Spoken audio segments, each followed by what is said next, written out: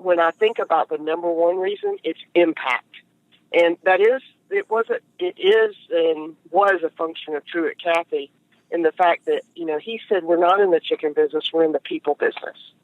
And so one of the things that I came to realize very, very early in my time in Chick-fil-A, in fact, probably more even in my interviewing process, was this is an organization that's about something bigger than themselves. Welcome to the Follow My Lead podcast, where we transfer stories and best practices of today's leaders to the leaders of tomorrow with your host, John Eads.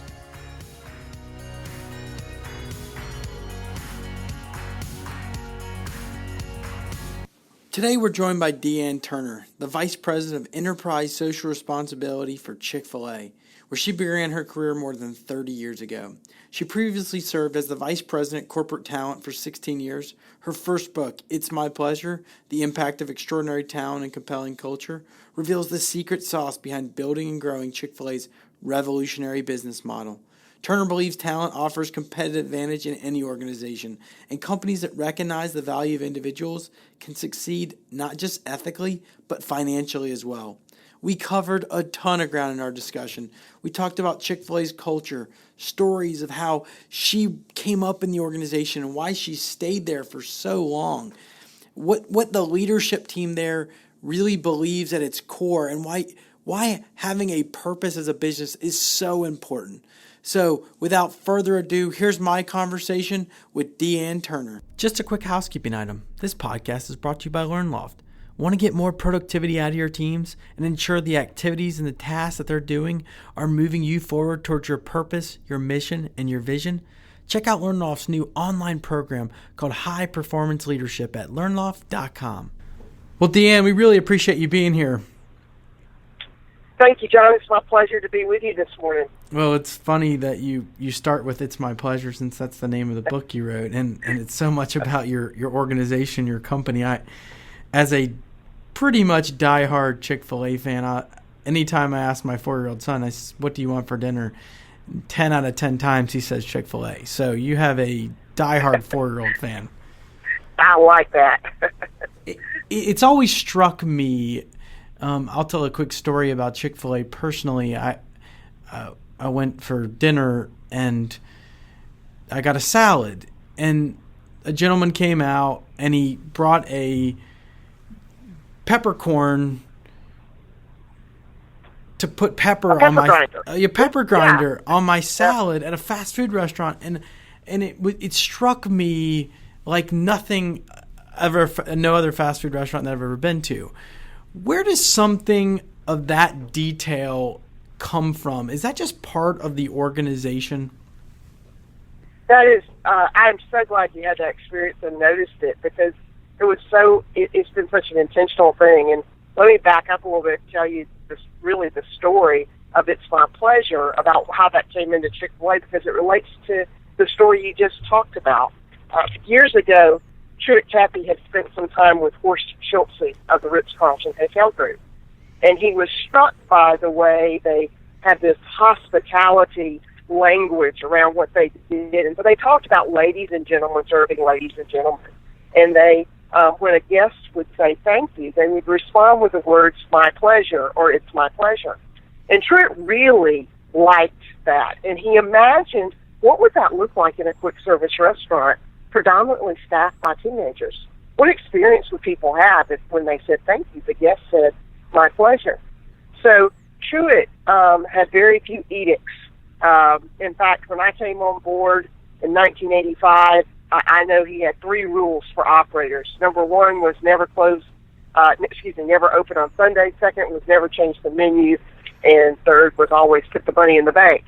And so when he came a number of years ago in front of the entire operator group, we use the word operator and franchisee interchangeably. When he came in front of them and said, when a guest says thank you, I would like for your team members to say my pleasure, they weren't used to Truett giving a directive, so they thought it was more of a suggestion and didn't really take Truett so seriously. And to make a long story short, this went on for 10 years, that he stood up every year and made this same request. And then finally, the 10th year, he said, I'm really serious about this. I mean this. When a guest says thank you, I want your team members to say, my pleasure. And it was his son, Dan, who's now Chick-fil-A CEO, that picked up on, hey, Dad is serious about this, and we need to make this part of our work and our hospitality. And so along with that was not just the words my pleasure, but it was creating the spirit of service that goes along with it. And what it really means is, it's my pleasure to serve you. Well, it just struck me, and I think there's not a person that goes into Chick-fil-A that hasn't had a wonderful experience. Certainly the food is good, and that matters, but the experience that you have at even a fast food restaurant it's so unique, but it's actually easy to get right, which I think that's probably the most telling sign, is that why don't more organizations get the experience right? But what I want to get to today is really, why does Chick-fil-A get it right? Let's take, for example, you've been at Chick-fil-A 30 years, or almost 30 years. And no, actually almost 31. So congratulations. Thank you. But it's quite honestly far from the norm today with the millennial job hopper, and most people work for many companies, not just one. Why you personally why have you stayed at Chick-fil-A for that long? And if it is a leadership thing, what are some of the things that the leadership team did to help keep you coming back? Sure. And interestingly, I've been thinking about this in the context of millennials, because when people hear, oh, you've been at that business for 30 years, and many, we have people, not many, but we have people that hear 40. So 20, 30, 40 has become the norm at Chick-fil-A among operators, franchisees, as well as the members of our support center that here in Atlanta. And so for me, it's very similar to some of the reasons millennials look for in organizations. I thought that was interesting. When I think about the number one reason, it's impact. And that is, it is and was a function of Truett Cathy, in the fact that, he said, we're not in the chicken business, we're in the people business. And so one of the things that I came to realize very, very early in my time in Chick-fil-A, in fact, probably more even in my interviewing process, was this is an organization that's about something bigger than themselves. And chicken is only a means to impacting lives and really impacting the world. And I saw that played out by example time and time and time again, by Chick-fil-A's generosity, by Truett's generosity and its family's generosity to other people, and the opportunities that they made available, whether it was educational opportunities or foster care homes, or providing opportunities in other countries for people to learn business leadership skills. The list could go on and on and on. And that was the number one reason, is that, and I think that's why a lot of people stay, is to be part of this greater purpose. And I think that's very attractive to millennials. They're looking for something that if they're going to invest their life and their time in something, that it'll be meaningful for a long time. Secondly, I would say that I've been attracted to this idea of service. And, at Chick-fil-A, we talk about we serve one another. We talk about leaders serve, and that's an acronym that means that leaders see and shape the future. They engage and develop others. They reinvent continuously. They value results and relationships, and they embody the values. And, we demonstrate that with one another. We demonstrate the more responsibility you have in our relationship, in our organization, the more, servant-hearted you're expected to be. Yeah. And one of my favorite stories was when I first joined Chick-fil-A. I was a 21-year-old administrator and had only been with the company for a few months. And we were doing our annual conference, and I got on the flight to go there. It's a chartered flight by Chick-fil-A, and my husband and I found our seats in first class. Needless to say, at 21, that had never been an experience I'd had before. And then I watched as other company executives, including the Cathys themselves, walked through first class into the coach section of the plane. And we talk about we're the first to, our leaders are the first to arrive and the last to leave, and that's that's the spirit at Chick-fil-A. So that would be the second reason. And then finally, John, the third reason is we talked about we care about you personally. And that's true about how we treat those we work with and those we serve. And that care is extended to, our cultures that we live life together. So my example is when my dad died a few years ago, and I was at the funeral home. It wasn't my neighborhood. It wasn't even my church community. It wasn't my other friends. It was my Chick-fil-A family that showed up with the food and sat there and made sure I ate since I hadn't eaten all day. And we just have this genuine care for one another. So those are the three reasons that I've stayed so long, that I think we attract talent to Chick-fil-A, and that's been demonstrated by from ownership to our leadership. Well, it's just, they're fantastic stories. I mean, I'll remember the fact that the CEOs and the leadership team walks past a 21-year-old in a plane to sit and coach. I mean, as long as I can as long as I live, right? I mean, it's a tremendous example of servant leadership, and making you feel special, and that you are a part of something great, and you're going to be a key to its growth. And I think that's really where it stands out to me. You mentioned about the purpose and feeling that you're working for something bigger than yourself or more than just a chicken sandwich. What are some of the things that you do now to communicate that purpose to your teams? Or how does that continue to live on at Chick-fil-A now that you're multiple generations of leadership teams in? Well, first of all, it's something that we refer to constantly. When I talk about purpose, I think about our corporate purpose, which is literally etched in stone outside of our support center, so that everyone who walks through the door knows exactly why they're there every day, and it gives you something to focus on. So just a little background on our corporate purpose. It was 1982, and Chick-fil-A was experiencing its first sales slump ever. Truett Southey, our founder, had opened his first restaurant in 1946, and had been very successful. The first Chick-fil-A restaurant actually opened in 1967. And so this was 1982. We were experiencing a sales slump. And the other thing that happened that year is we'd moved onto our brand new corporate campus, 75 acres south of Atlanta, beautiful building. And Truett had invested in all of that. And so he was in debt and having a sales slump. So he took not his a good combination committee. for a business. No, not at all. And so he had to figure out what to do. And he took his executive committee away on a retreat. And a lot of organizations, you know what they'll do in that situation? They'll come back with a reduction in force plan, or cost reduction plan, or a new sales contest to motivate people to sell more chicken. But our executive committee, that's not what they came back at all. They came back with a purpose why we're in business at all.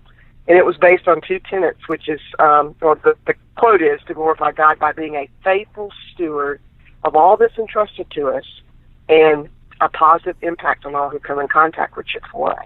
And so that idea of faithful stewardship of all the resources, the time, treasure, talent, and then the positive impact, and that's just something we literally talk about every day. It's the filter we run every decision through. Am I being a faithful steward if I make this decision? Is my behavior a positive influence if I do these things? And so that's given us a North Star to our organization, if you will, and it's something that while you have all kinds of strategies and all kinds of individual functional opportunities, and you have over 2,000 restaurants that are running their strategy, it's still the thing that kind of unifies the organization about what we're all about and has stood the test of time. Why do you think so many organizations get that wrong? I mean, it feels like it would be such an easy thing to get right, to know this is my purpose on this earth, and this is the purpose of this organization and why we're doing what we're doing. But I feel like very few companies have that motivation. Most of them have the bottom line, the profit over their people. Why do you think that is? Well, I could only assume things because I already told you that I've been around, how long I've been around, and that I was 21 when I started it. So I have very little experience, and I always feel a little bit like, oh, who am I to analyze another organization and why they come, why they are where they are. But the only thing I can say that I've observed from time to time is people do lose their way. So if the reason that we've been able to be successful with this is because, without a doubt, we know exactly what we're in business to do, because Truett told us all the time, we're in the people business, we're in the people business, we're in the people business. And so my assumption would be, and my observation of others who've not been able to do that, is that sometimes they just lose their way from that. They forget what their roots are. They don't understand the foundation of which success has been built on, and they stray away from that. And so I think that anytime an organization is struggling, one of the best places to start is to go back and say, okay, how did we start this? Mm-hmm. Why did we fundamentally go into business? And try to rebuild that from the there was once a firm foundation. Go back to that foundation, try to rebuild from there. Yeah, it's great advice. I think there's many reasons people are in business, and it just seems like this isn't it's not a hoax. It doesn't feel like Chick-fil-A is putting on any kind of show to keep growing. It feels so genuine as a customer that I think it's impossible for it not to be genuine internally. And to hear the stories and to hear, as you read the book, it's my pleasure that you've written, it's clear as day that that's really what happens internally. Is that why you wrote the book, to really communicate that? Or maybe that's the simple question, is why did you write the book? Yeah, well, first of all, this genuineness that you talk about, we have to hold it all loosely.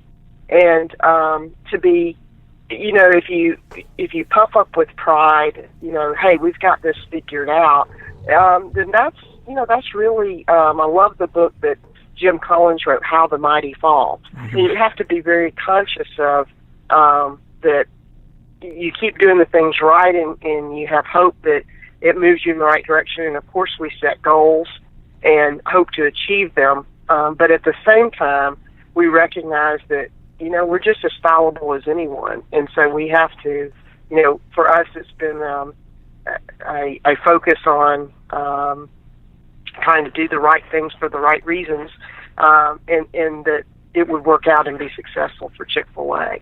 Now, back to your question about why I wrote the book.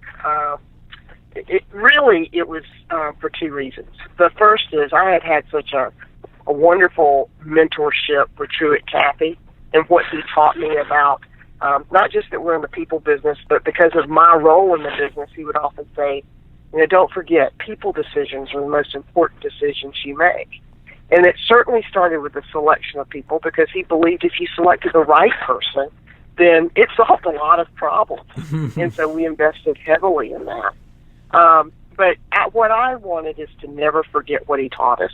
And so those of us who were fortunate enough to have a relationship with Truett, that we would remember these very foundational things that we would build the company on, and that it would make it continue to make it successful in the future. And then secondly, it was for the people who would never know Truett, the people who, even as our organization, he's just been gone a little less than 2 years, and, our organization has grown tremendously with people who'll never know him.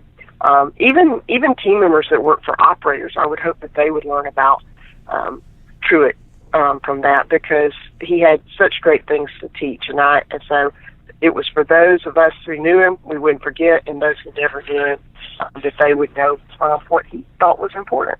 Yeah, it's awesome. And now that his, kids and grandkids are involved, you just hope that they have the same principles and characteristics and values that he had, and it sounds like they do. The thing you just mentioned about talent, it kind of comes up over and over again on the show, that how important people are in the potential success of a business.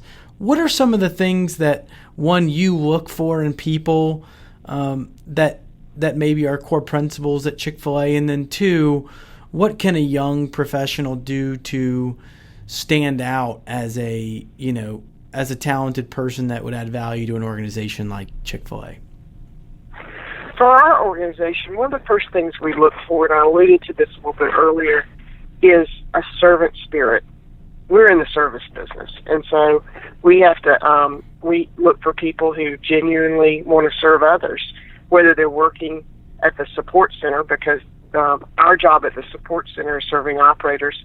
I talk about our former president, and it's my pleasure, and he had a saying. He said, if you're not serving chicken, you better be serving someone who is. And so obviously we also look for that quality in operators that will operate the business. And I think that they've done a great job of selecting team members that are servant-minded. And so that's really one of the very first things we look for. But how do you identify that when you haven't worked with somebody? Or how do you try to do it, or how do the operators try to do it? How do you coach them to look for people with a servant heart that aren't putting on a show because they know the culture? Well, how we do this for operators and support center staff is that we look at the past track record in two ways. One is through our interviewing process, and I talk about this, and it's my pleasure that we use a behavioral interviewing model. Mm-hmm. And what that simply means is looking at people's past performance and behavior as a predictor of their future performance. So when we get into an interview with them, we don't ask them what they would do in a situation. We ask them what they have done. So we look for those examples that they have a bias towards service. And it comes up. It comes up in how they spend their time, if they're involved in their community, if they're coaching Little League, if they're, serving in various nonprofits. I mean, you can go through a whole list that it's in their DNA to serve others, and in their work track record. Mm-hmm. What has been their, and then secondly, to go, I think is the most important thing, is the referencing. And we don't just talk to their business references. We talk to anybody they've been accountable to.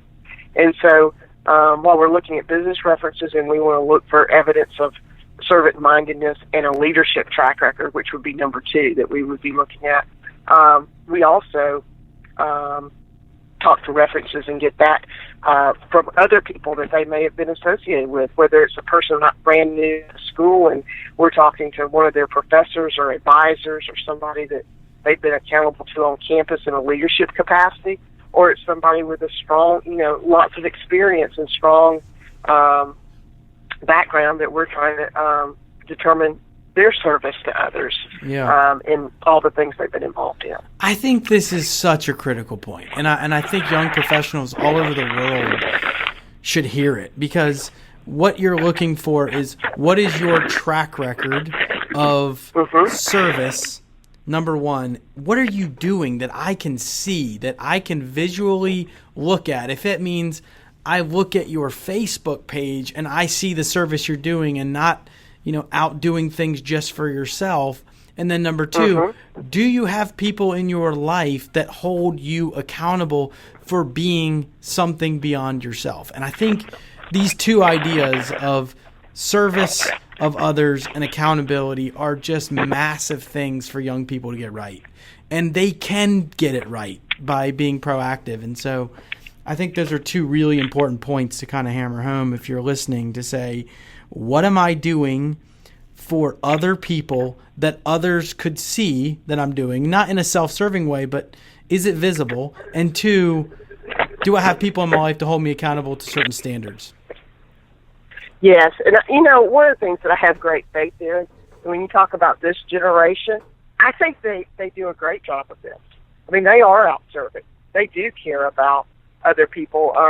Maybe far more than even the generation that I'm a part of. And so I think that I think that the ability to highlight that and to be prepared to talk about that, not just what you learned in school or not just what your work experience has been, but really the well-roundedness of your whole life and how you spend your free time. Is your free time all about playing video games and hanging out with your friends, or do you spend some of that time in service to others, making our communities better? Yeah, it's awesome advice, Dee Ann. I'm so glad you shared it today. Let's end with some fun stuff. A couple questions I like to ask. I know you have 3 kids, and you're living in the Atlanta area. So what's harder, leading at work or leading at home? Definitely leading at home. I have 3 sons, almost all adults. The youngest is 17. And, when here I spend time leading people the same age in my organization, and for some reason they like to listen to me more. I always get a kick out of the fact that I have so many of my friends, children, and other people that come to me for career advice and help. And to my own children, though, they don't want to listen to their mom. They rather get that from someone else. Yeah. So definitely harder at home. Sounds like just standard boys, really. I think we're just a little more hard-headed than our counterparts, particularly when it comes to mom as we get to that magic age of 17 to 23. So I wouldn't take it personally. I think it's just the age. If you could have dinner with any 3 leaders, living or dead, again, or if at all, who would those 3 leaders be? Oh, I get asked that question so many times, and I think about somebody in my life that must have been a leader that I never knew, which was my maternal grandmother. And I say she must have been a leader because of the fruit that came from her, but she died before I was born. And so she kind of tops that list of like, oh, I'd like to know what she was like because I saw the family she produced, and she really must have been something. And so that usually tops the list. And then secondly for me, I would probably choose somebody that other people might not think of, but it would be the Apostle Paul. But if you study how I serve, I have such an interest in mission work, and he's known as the first missionary. And I would love to spend some time hearing about his journeys and his life. And then lastly, I think Oprah Winfrey would top the list for me. I think how she has built the empire that she built and the obstacles she overcame to do that would be quite intriguing. And so those are probably the 3 I would pick. Well, that's an awesome list. You have the Apostle Paul, you have Oprah, and you have your maternal grandmother. And you didn't even name Truett. You've probably had so many meals with them, it wouldn't be worth having another one. But well, I would always look forward to another opportunity with Truett. But I tell you what, if you read in my pleasure, it's my pleasure. One of my first meals at Chick-fil-A actually was sitting at his table at the Christmas party, which was just another example of his servant-heartedness. Well, where can people find the book? We'll certainly link it in the show notes, but just an awesome story about, why you wrote the book and Chick-fil-A and some of the things that you guys do so well that keep so many of us coming back almost every day. The Chick-fil-A is literally in the mall. I can hit a driver to the Chick-fil-A from my office. And so it's real danger territory every lunch hour. Well, they can find me at deeannturner.com, and that's my website. You can certainly order from there. Also order the book at Amazon.com and other retailers. Please follow me on Twitter at Dee Ann Turner, and then lastly on Instagram at Dee Ann Turner. At It's My Pleasure. It's my pleasure. We'll make sure to send people to the right places.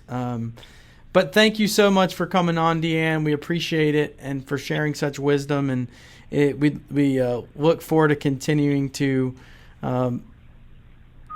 take the lessons that you've taught us today around servant heart and servant leadership and apply them in our own lives. So we appreciate you being on.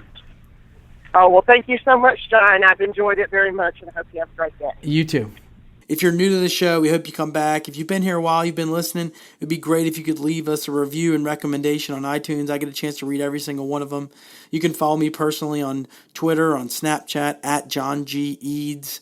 And our company is at learn_loft. You can follow us on LinkedIn or on Twitter.